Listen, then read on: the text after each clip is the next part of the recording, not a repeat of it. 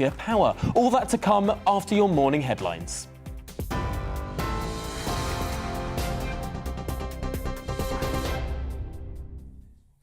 Good morning, it's 9:30. I'm Rhiannon Jones in the GB newsroom. President Joe Biden's warning there are clear signs Russia may be preparing to use chemical and biological weapons in Ukraine. The president says Putin's back was against the wall, which meant he was likely to consider using such weapons. He also warned Moscow may be preparing cyber attacks in the US and warned business leaders to be alert. Ukraine's President Volodymyr Zelensky has paid tribute to a 96-year-old Holocaust survivor killed by Russian shelling in the city of Kharkiv. Boris Romanchenko had survived several Nazi concentration camps during the Second World War. He was killed last week when a bomb hit the residential building he lived in. Ukraine's second-largest city has come under heavy fire since the start of Russia's invasion. A 22-year-old man has been charged with the murder of 19-year-old Sabita Tanwani. She was found dead at student accommodation in Clerkenwell in central London in the early hours of Saturday morning. He's expected to appear at Highbury Corner Magistrates Court later. A 17-month-old girl has died in St Helens after being attacked by a dog that had only been with the family for a week. Merseyside police say the child was taken to hospital after the attack in Blackbrook yesterday afternoon, where she died from her injuries. The dog's been put down and will be examined to determine whether or not it's an illegal breed. The backlog of repairs on local roads plagued with potholes in England and Wales has soared by almost a quarter in 12 months. A survey of councils by the Asphalt Industry Alliance warned it would cost more than £12.5 billion to rebuild the roads. Almost 1 in 5 might need to rebuild in the next 5 years due to their condition. They say that's nearly 37,000 miles of road. TV Online and DAB Plus Radio, this is GB News. Now it's back to the briefing with Tom Harwood.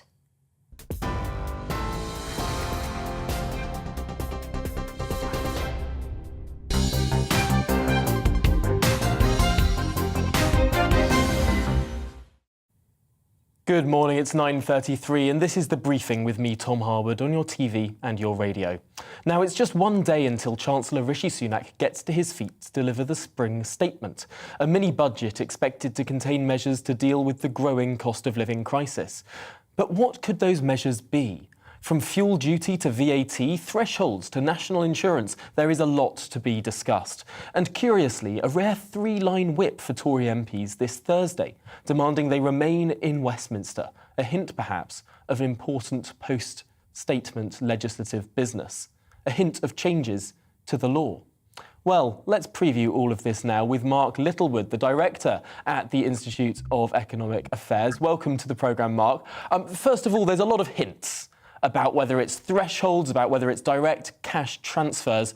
I know sometimes you're a betting man. What's your prospect for what the Chancellor's going to say? I actually think, Tom, I'm braced for disappointment. I think it's going to be fairly underdramatic.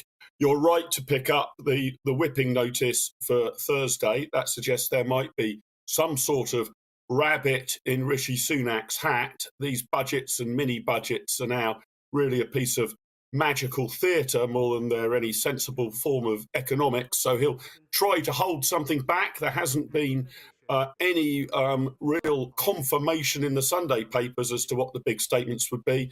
But here's my worry, Tom. I think he'll take a few steps to mitigate the cost of living crisis. We might see a reduction in fuel duty rather than just a freezing, for example. He might do a little on the income tax side. But I am expecting when Rishi Sunak sits down at about 1:30 on Wednesday afternoon, the tax burden will be pretty much as high as when he stood up at about 12:30 on Wednesday after Prime Minister's questions. And of course, there is a cost of living crisis, but we focus an awful lot on energy, food and inflation. The biggest cost of living for virtually every household in Britain is tax. You're handing over about a third of your money in tax. And I think that the Chancellor might trim that a little at the edges, but not as substantially as I would wish to see. Of course, we're expecting that tax burden to rise to the highest it's been in over 50 years, mainly due to this national insurance rise that's coming in. large speculation, despite pressure to scrap this rise, it's going ahead, but it may be tweaked, that the threshold by which it paid may rise, and so the lowest paid may be taken out of it. What's your assessment of that? Yes, I think that probably he might do something, and I think a tweak is probably the right way to describe it, Tom. He and the Prime Minister, Rishi Sunak, and the Prime Minister have now invested such political capital in this that I think a U-turn is out of the question. But what he might do is to say, well, I'm taking with one hand, but I'm going to give back something with the other. That could either be changing the national insurance thresholds to protect some of the lower paid, or again, he might argue that he's going to do something on the income tax side of the ledger, which for certain demographics, certain people might offset the national insurance rise. I think for political reasons rather than sensible economic reasons, he needs to be seen to continue with that Nick's rise. It would almost look like political weakness if he now backed down, but he might find some way, either by tinkering with national insurance or by changing something on income tax to offset it or offset most of it. But as I said at the outset, Tom, I think this is going to be a kind of mitigation budget. There's going to be nothing particularly radical or special. We will hear again from the Chancellor that he is apparently in his heart a low-tax conservative, but for reasons he needs to be behaving a bit more like a Corbynite high-tax, high-spend socialist. So tweaking and mitigation. But I'm afraid, Tom, if your viewers are hoping for some dramatic good news tomorrow lunchtime, I think they're unlikely to receive it. Well, I suppose we'll wait and see. One thing that I did notice from what the Chancellor had to say on Friday in Blackpool, as I was standing there in the audience in his slightly peculiar, not quite speech, but Q&A with one of the Blackpool MPs on stage there, he was saying that he needed to raise taxes now to get the budget slightly more balanced in order that he can cut them in the future. Now, stepping back and thinking about that as sort of a prospect, it doesn't really stand up to much logic, does it? It's a pretty ludicrous argument. I mean, I almost wonder whether Rishi Sunak misspoke. Obviously, if you were to, he's not going to do this, but just as a thought experiment, put a 5p rise on income tax today, then it's rather easier to have a 5p cut in income tax in a year or two's time just before the general election. But that only gets you back to where you were starting from. If taxes are very high, it should in normal circumstances be easier to lower them than if they're already very low. So what he is focused on, and I'll kind of give him two cheers for this, is he realises that the public finances are in a bleak state. We have been running budget deficits now for over 20 years. There doesn't appear to be any immediate hope that the government will balance the books in 1 year. And of course, the national debt is absolutely colossal now. So he does have half an eye on that. But I think I would relax a little about the immediate post-COVID debt. That was a one-off shock to the economy. And I think his aim should be to get economic growth going again. That won't immediately cure the public finances. But if we could put in place a strategy that gave the UK its old-style growth rates of about 2.5% a year, rather than the rather feeble sort of 1% that we've been experiencing since the global financial crash of 2008, then it's not as if by magic the public finances are cured, but that gives you a much better basis to erode that deficit going on. So I would say don't be too panicked about balancing the books now, especially if your only lever is taxes being extraordinarily high. Have a real plan to go for growth. That means getting taxes down, even if the deficit's going to have to do a little bit more work over the next 2 or 3 years. Let's actually get back to a situation where the private sector can breathe and grow a little. But as I say, I think we're going to see some fiddly measures rather than a strategy in that overall broad direction. It is remarkable to see even a slightly, even a 0-point-something change in the rate of growth can bring in tens of billions of pounds extra for the Treasury, for whether that's tax cuts or spending increases. It's remarkable how the power that growth can have. Let's hope that the Treasury is listening to your calls there, Mark Littlewood. But for now, Mark Littlewood, Director General of the Institute of Economic Affairs, thanks for joining us this morning on The Briefing. Good to have your thoughts. Moving on, it's been 27 days since the Russian invasion of Ukraine. Nearly 4 million people have fled the country as Russia continues to escalate its attacks on both Mariupol in the south and Kiev, of course, the capital, overnight, with indiscriminate bombings of schools, hospitals and residential areas. Around 400,000 people are still trapped in the besieged city of Mariupol, which has become a key flashpoint in the conflict.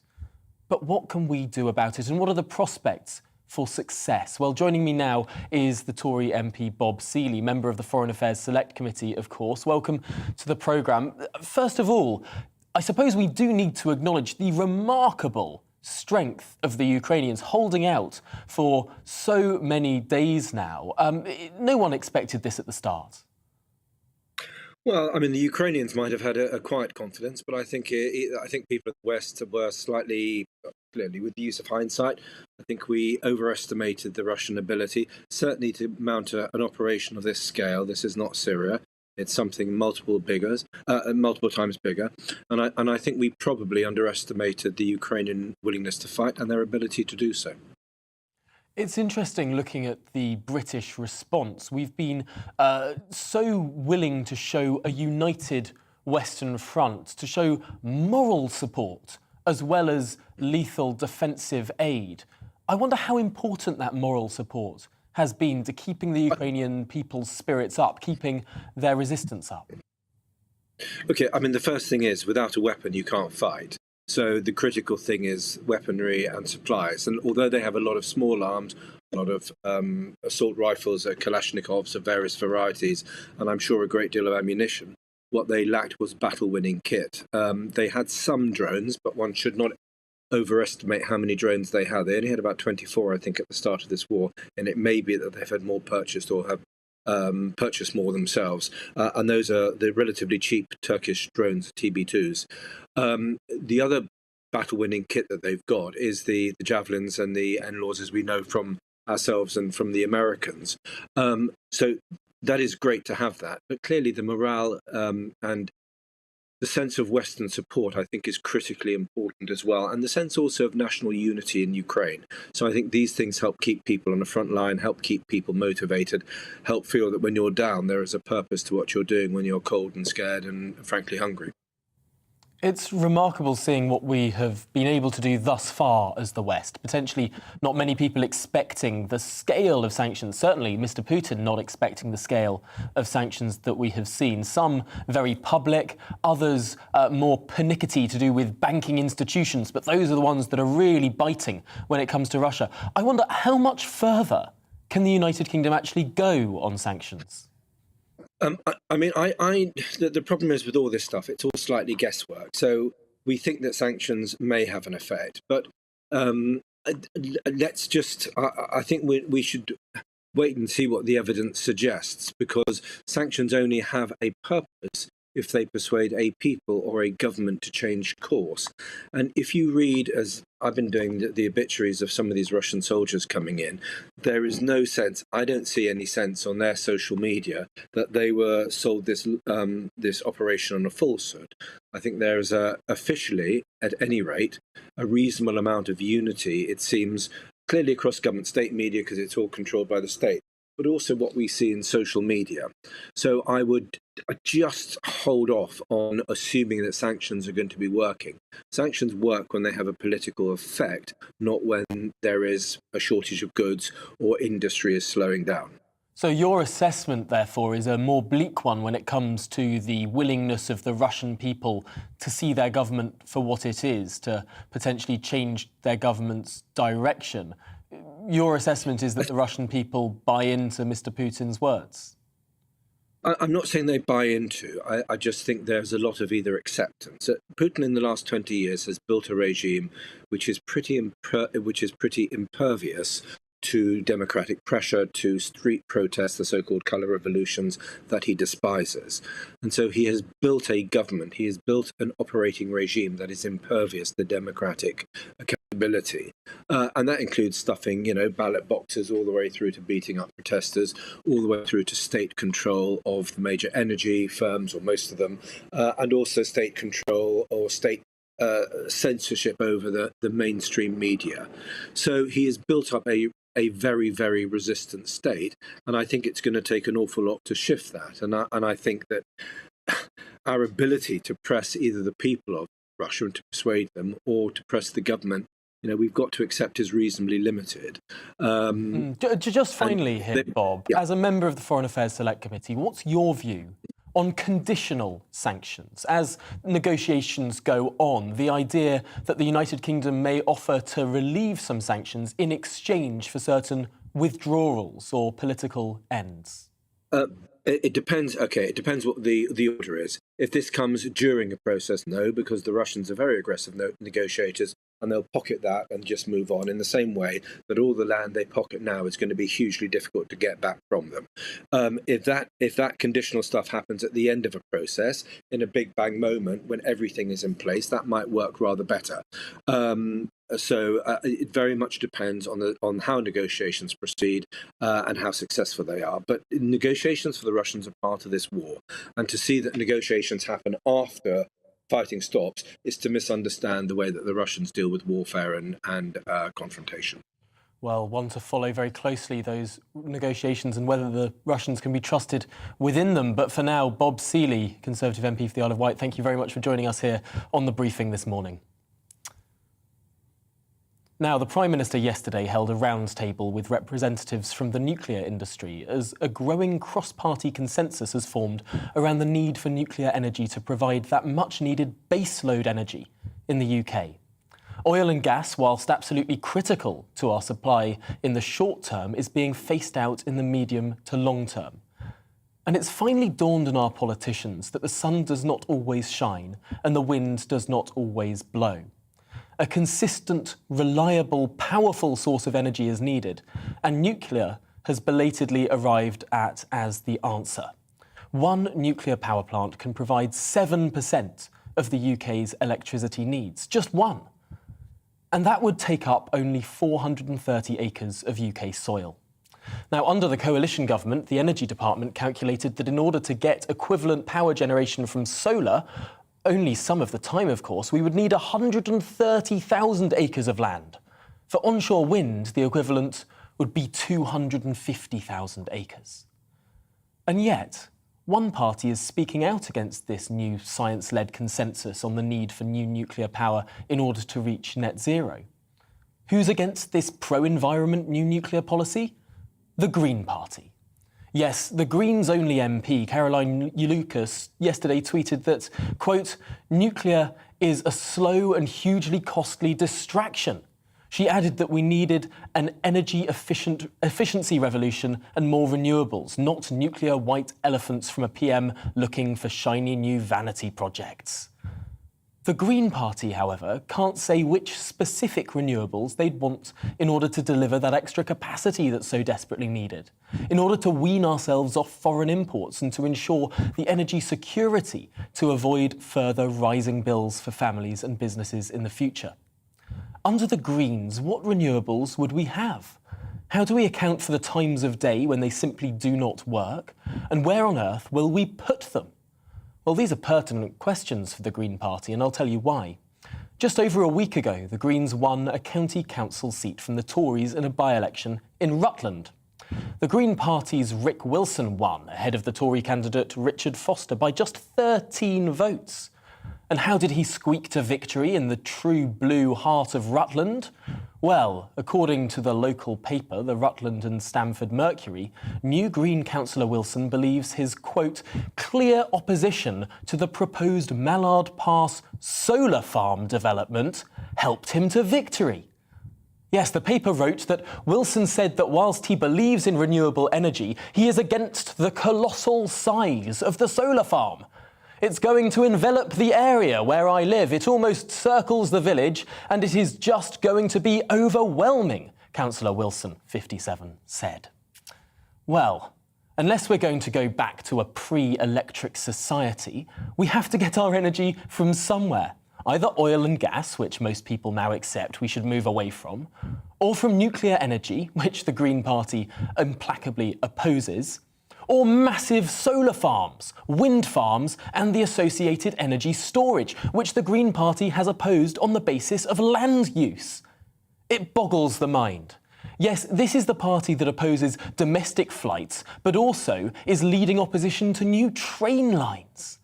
It's hard to reach anything other than the conclusion that the Green Party simply wants to reverse the Industrial Revolution.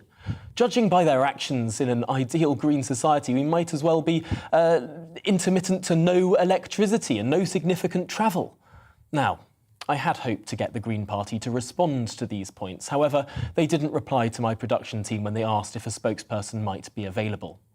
So the offer to the party remains open, but until then, it's hard to judge Green policy on anything other than the words and actions of their representatives.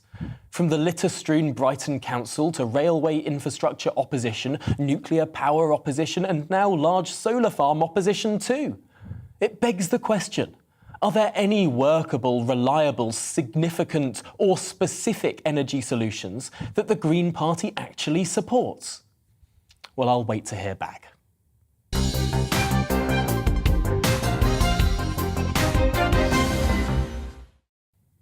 Now, Chancellor Rishi Sunak is not expected to increase Britain's defence budget this week, despite the war in Ukraine and the calls from Cabinet colleagues to do so. The Chancellor said that a £24 billion investment announced last year had already elevated Britain to the second largest NATO spender. That money took Britain's defence spending to slightly over the 2% of GDP NATO asks for.